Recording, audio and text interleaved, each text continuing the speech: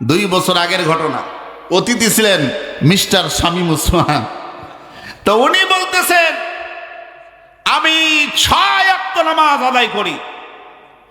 বলতেছে আমার নেত্রী আমার মা। কি বলতেছে?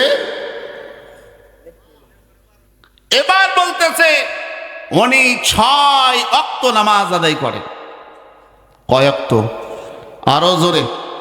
আমি শুরুতে আশ্চর্য হয়ে গেলাম, কোরআন হাদিসের মধ্যে কোথায় 6 ওয়াক্ত নামাজ আছে এটা দেখার দরকার আছে না নাই?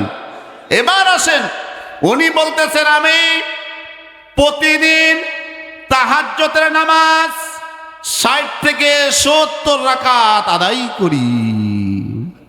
কত রাকাত? 60 থেকে 70 রাকাত নামাজ। আমি চিন্তা করতেছি আল্লাহ, আমরা হুজুররাই তো অনেকে 70 রাকাত নামাজ আদায় করতে পারি না, নফল নামাজ, ঠিক না ভাই? ঠিক।